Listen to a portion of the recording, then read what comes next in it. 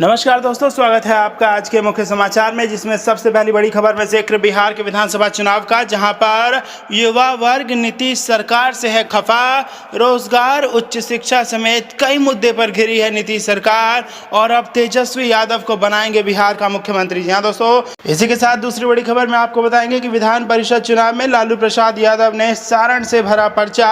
और तीसरी बड़ी खबर में जिक्र होगा कि आरजेडी प्रत्याशियों व सीटों की सूची लेकर रांची पहुंच गए हैं लालू यादव के हनुमान, और संकेत मिलने पर तेजस्वी इस सूची को जारी कर सकते हैं। तो दोस्तों, हर एक खबर की गहराई में आपको ले जाएंगे, लेकिन उससे पहले आपसे एक सवाल, कौन बनेगा बिहार का मुख्यमंत्री? Option A Tejashwi Yadav, option B Chirag Paswan, option C Nitish Kumar और ऑप्शन डी कोई अन्य, कोई और। जी हाँ दोस्तों, ABCD में आप हमें कमेंट करके अपनी राय जरूर बताएं और दोस्तों अपने नेता को समर्थन दें। और हम ऐसे ही आपके लिए ओपिनियन पोल लाते रहते हैं, तो हर एक ओपिनियन पोल के नतीजों के लिए आप पहले इस वीडियो को लाइक कर लें, लाल बटन को दबा के चैनल को फ्री में सब्सक्राइब कर लें और घंटी बजा दें और कमेंट में अपनी राय हमें जरूर बताएं। दोस्तों, रुक करते हैं तमाम बड़ी खबरों की। बिहार इलेक्शन 2020, युवा वर्ग नीतीश सरकार से खफा। रोजगार, उच्च शिक्षा समेत कई मुद्दे पर घिरी नीतीश सरकार और अब तेजस्वी यादव को बनाएंगे बिहार के मुख्यमंत्री। जी हां दोस्तों, बिहार विधानसभा चुनाव के लिए रणभेरी बजते ही सभी दल ताल ठोकने लगे हैं। चुनाव तिथियों की घोषणा के साथ ही सभी राजनीतिक दलों के नेता जोर शोर से चुनाव प्रचार में जुटे गए हैं।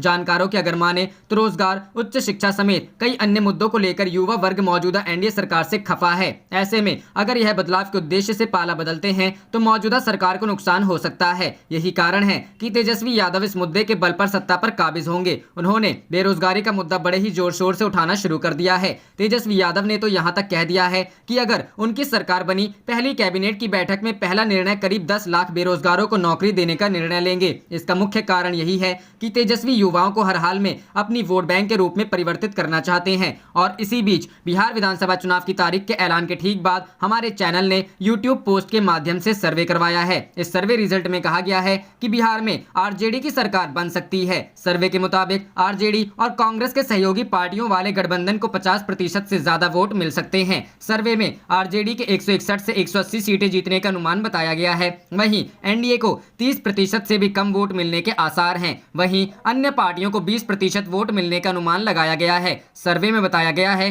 कि 80% लोग नीतीश से नाराज हैं। वे लोग बिहार में सत्ता परिवर्तन चाहते हैं और इस नीतीश सरकार को हटाकर आरजेडी प्लस कांग्रेस की सरकार बनाना चाहते हैं और तेजस्वी यादव को बिहार के नए मुख्यमंत्री देखना चाहते हैं। रुख करते हैं अगली खबर की तरफ। विधान परिषद चुनाव में लालू प्रसाद यादव ने सारण से भरा पर्चा। जी हां दोस्तों, विधान परिषद के लिए शिक्षक और स्नातक की 8 सीटों पर होने वाले चुनाव में नामांकन के दूसरे दिन यानी 29 सितंबर मंगलवार को 2 उम्मीदवारों ने पर्चा भरा। बिहार के अपर मुख्य निर्वाचन अधिकारी रंजिता ने बताया कि दरभंगा स्नातक सीट से जेडीयू प्रत्याशी के रूप में दिलीप चौधरी ने नामांकन किया। वहीं सारण शिक्षक निर्वाचन सीट के लिए निर्दलीय प्रत्याशी के रूप में लालू प्रसाद यादव ने मंगलवार को पर्चा भरा। बता दें कि 5 अक्टूबर पर्चे दाखिल करने की अंतिम तिथि है। 6 अक्टूबर को पर्चे की जांच होगी। 8 अक्टूबर नाम वापसी आखिरी तिथि है। जमानत राशि 10,000 रुपए और अनुसूचित जाति एवं अनुसूचित जनजाति अभ्यर्थी के लिए 5,000 रुपए है। शिक्षक और स्नातक के जिन सीटों पर चुनाव होना है उनमें स्नातक के पटना, तिरहुत, कोसी और दरभंगा है। इसी तरह शिक्षक क्षेत्र में पटना, दरभंगा, तिरहुत और सारण है। रुख करते हैं अगली खबर की तरफ। आरजेडी प्रत्याशियों व सीटों की सूची लेकर रांची गए लालू के हनुमान, संकेत मिलने पर तेजस्वी करेंगे जारी। जी हां दोस्तों, राष्ट्रीय जनता दल ने अपने स्तर से महागठबंधन में सीट बंटवारे का फॉर्मूला तय कर दिया है। इसके लिए वाम दलों के साथ उसकी लगभग सहमति बन गई है। आरजेडी ने पहले फेज के मतदान के लिए अपनी सीटों व प्रत्याशियों की सूची भी तैयार कर ली है। यह सूची लेकर पार्टी प्रमुख लालू प्रसाद यादव के हनुमान माने जाने वाले आरजेडी नेता भोला यादव रांची पहुंच गए हैं, जहां उनकी लालू से मुलाकात होनी है। माना जा रहा है कि इसके बाद आरजेडी नेता तेजस्वी प्रसाद यादव प्रत्याशियों की पहली सूची जल्द जारी कर सकते हैं। सूत्र बताते हैं कि आरजेडी ने अपनी तरफ से भारतीय कम्युनिस्ट पार्टी माले को 13, भारतीय कम्युनिस्ट पार्टी को 6 और मार्क्सवादी कम्युनिस्ट पार्टी को 4 सीटों का ऑफर किया है। कांग्रेस को 60 विधानसभा तथा 1 लोकसभा सीट का ऑफर दिया है। करते हैं अगली खबर की तरफ। भाजपा और एलजेपी के बीच सीटों पर नहीं बनी बात। आज फिर हो सकती है जेपी नड्डा व चिराग पासवान की मुलाकात। जी हां दोस्तों, बिहार में विधानसभा चुनाव के लिए सीट बंटवारे से पहले एनडीए में जोर आजमाइश का दौर शुरू हो गया है। गठबंधन में शामिल दल अपने अपने लिए ज्यादा से ज्यादा सीटें मांगने में लगे हैं। यही कारण है कि अभी तक बंटवारा तय नहीं हो पाया है। सोमवार को दिल्ली में भाजपा के राष्ट्रीय अध्यक्ष जेपी नड्डा से लोजपा अध्यक्ष चिराग पासवान ने मुलाकात की। सीटों के बारे में कोई फाइनल डिसीजन नहीं हुआ। अब संभावना है आज मंगलवार को दोनों के बीच फिर से मुलाकात हो। लोजपा के शीर्षस्थ सूत्रों के अनुसार सोमवार को बातचीत में कोई अंतिम निर्णय नहीं लिया जा सका है। हालांकि दोनों ही दलों द्वारा इस मुलाकात को लेकर कोई आधिकारिक बयान जारी नहीं किया गया है। सीटों को लेकर दोनों दलों के बीच मंगलवार को भी बात होने की उम्मीद है। गौरतलब हो कि एनडीए के घटक दल लोजपा की ओर से पिछले कई दिनों से लगातार जेडीयू के खिलाफ बयान आ रहा है। जेडीयू की ओर से भी चिराग पासवान को काउंटर किया गया। लोजपा ने यह भी कहा था कि वह विधानसभा की 143 सीटों पर अपना प्रत्याशी उतारने की तैयारी कर रही है। इन सभी बातों को लेकर एनडीए में असमंजस की स्थिति बनी हुई है। चिराग की कई बैठक में नीतीश कुमार पर सीधा हमला किया गया। चिराग लगातार नीतीश सरकार के कामकाज पर भी सवाल उठाते रहे हैं। रुख करते हैं अगली खबर की तरफ। तेज प्रताप यादव बोले, क्यों खाना है धोखा जब खाने के लिए है लिट्टी चोखा। तो तेजस्वी ने किए 10 वादे। जी हां दोस्तों, बिहार विधानसभा चुनाव 2020 का रंग चढ़ना शुरू हो गया है। चुनाव में जनता को अपने पाले में करने दल के राजनेता अपने अपने हिसाब से कोशिशों में जुट गए हैं। मुख्य विपक्षी दल आरजेडी के नेता तेज प्रताप यादव और तेजस्वी यादव भी लगातार लोगों तक अपनी बात पहुंचाने की कोशिश में जुटे हैं। तेजस्वी यादव जहां सोशल मीडिया प्लेटफॉर्म के जरिए पार्टी के वादों को बता रहे हैं, वहीं तेज प्रताप यादव पिता लालू प्रसाद यादव की तरह हल्के फुल्के अंदाज में जनता से संवाद करने की कोशिश कर रहे हैं। इसी बीच तेज प्रताप यादव ने अपने ट्विटर हैंडल से कुछ तस्वीरें पोस्ट की हैं। तस्वीरों में तेज प्रताप यादव बिहार के प्रसिद्ध व्यंजन लिट्टी चोखा खाते दिख रहे हैं। तेज प्रताप यादव ने इन तस्वीरों के साथ लिखा है, अरे क्यों खाना है धोखा जब खाने के लिए है लिट्टी चोखा। बूझे कि नहीं बूझे, भारत की मिट्टी और बिहार की लिट्टी बेजोड़ है, अतुल्य है। तेजस्वी यादव ने अपने ट्वीट में बिहार की जनता से 10 सुधार के दावे कर रहे हैं। पहला, होगा खुशहाल किसान, मिलेगी नई पहचान। दूसरा, बढ़ेंगे उद्योग व व्यापार, बढ़ेगी रोजगार की रफ्तार। तीसरा, मिलेगा सबको उपचार, करेंगे व्यवस्था में सुधार। चौथा, उन्नत शिक्षा का आधार, खोलेगा उन्नति के द्वार। पांचवा, खेलों में बेहतर आयाम, बढ़ाए प्रदेश का नाम। छठा, नई तकनीकी बनेगी शान, काम को बनाएगी आसान। सातवां, इंफ्रास्ट्रक्चर से विकास, हर जन से जोड़े विश्वास। आठवां, गांव शहर रोशन, खुशहाल होगा हर जन। नौवां, अपराध मुक्त बिहार, निडर रहेगा हर परिवार। और 10वां, सुगम यातायात सबसे जोड़े। साथ यहाँ बता दें कि तेजस्वी यादव बिहार की जनता से वादा कर चुके हैं कि अगर वह सत्ता में आते हैं तो 10 लाख लोगों को रोजगार देंगे। यह फैसला सरकार की पहली कैबिनेट बैठक में लिया जाएगा।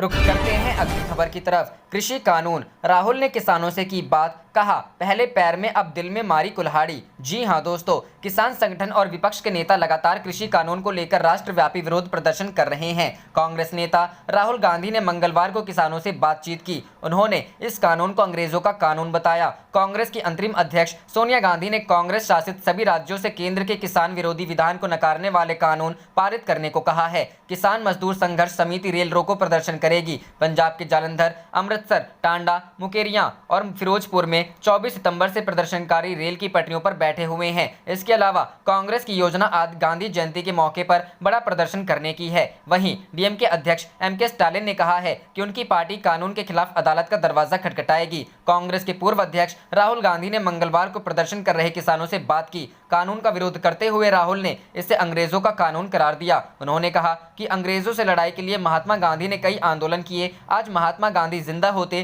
तो इस कानून का विरोध करते। कांग्रेस नेता ने कहा कि 3 कृषि किसान और नोटबंदी जीएसटी में कोई फर्क नहीं है। पहले पैर में कुल्हाड़ी मारी और अब दिल में चोट की। मोदी सरकार पर निशाना साधते हुए राहुल ने कहा कि इन्हें ये बात समझ नहीं आएगी, ये लोग तो अंग्रेजों के साथ खड़े थे। रुख करते हैं अगली खबर की तरफ। बिहार में तेजी से घटे कोरोना केस, लेकिन टेस्ट क्वालिटी सवालों के घेरे में। जी हां दोस्तों, बिहार प्रशासन आगामी विधानसभा चुनावों की तैयारी में व्यस्त है। दूसरी तरफ राज्य में कोरोना से निपटने की रणनीतियों को लेकर राजनीति तेज हो गई है। महामारी के शुरुआती दिनों में स्वास्थ्य विशेषज्ञ बिहार को लेकर चिंतित थे, क्योंकि यहाँ न सिर्फ भारत की सबसे ज्यादा प्रवासी आबादी रहती है, बल्कि स्वास्थ्य सुविधाएं भी ठीक नहीं है। लेकिन कोरोना वायरस के खिलाफ लड़ाई में बिहार काफी आगे निकलता दिख रहा है, क्योंकि यहाँ केसों की संख्या उल्लेखनीय ढंग से कम हो गई है। विशेषज्ञों की राय है रैपिड एंटीजन टेस्ट का व्यापक उपयोग भी केसों में गिरावट का एक कारण हो सकता है, जिसकी विश्वसनीयता पहले से ही सवालों के घेरे में है। अगर सितंबर के पिछले 2 हफ्तों की तुलना अगस्त की इसी अवधि से करें तो राज्य के लगभग सब जिलों में कम केस दर्ज किए गए हैं। जिलेवार आंकड़ों से पता चलता है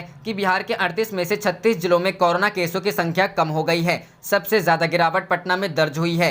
11 से 23 अगस्त के बीच पटना में जितने केस दर्ज हुए थे उनकी तुलना में 11 से 23 सितंबर के बीच 1817 केस कम दर्ज हुए। इसके अलावा पश्चिम चंपारण में 1325, बेगूसराय में 1249 और मधुबनी में 1188 कम केस दर्ज हुए। सिर्फ सुपौल और जमुई 2 ऐसे जिले हैं जहां 11 से 23 अगस्त की तुलना में सितंबर की इस अवधि में ज्यादा केस दर्ज हुए हैं। सुपौल में 270 और जमुई में 53 केस ज्यादा दर्ज हुए हैं। नए केस में ये गिरावट ऐसे समय में दर्ज की गई है जब राज्य सरकार ने कोरोना की रोजाना टेस्टिंग बढ़ा दी है। 11 अगस्त को राज्य में 75,500 टेस्ट हुए थे। 21 सितंबर को एक दिन में होने वाले टेस्ट की संख्या 1.94 लाख रही। इंडिया टुडे की डेटा इंटेलिजेंस यूनिट ने विश्लेषण किया कि सितंबर और अगस्त के 2 हफ्ते की अवधि में कितने नए केस जुड़े। तो करते हैं अगली खबर की तरफ। आरजेडी नेता तेजस्वी यादव ने किए चुनावी वादे, कहा 10 सुधारों संग बनाएंगे विकसित बिहार। जी हां दोस्तों, नेता प्रतिपक्ष तेजस्वी प्रसाद यादव ने सोमवार को ट्वीट कर नया और विकसित बिहार बनाने की बात कही।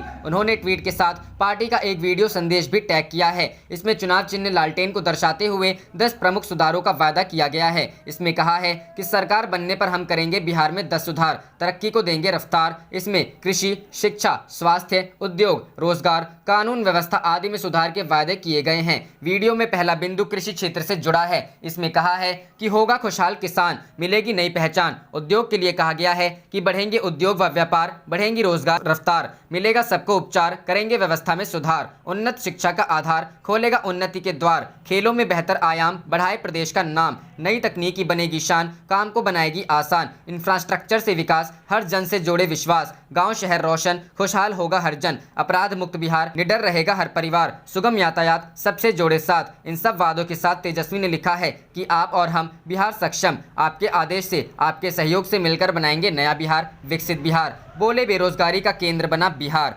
वहीं एक अन्य ट्वीट में उन्होंने कहा कि 15 वर्षों की एनडीए सरकार से बिहार में नौकरी मांगना गुनाह है। कहा कि नीतीश कुमार और भाजपा ने मिलकर विश्व में बिहार को बेरोजगारी का केंद्र बना दिया है। उन्होंने कहा कि युवा विरोधी सरकार से हक मांगो तो लाठी मिलती है।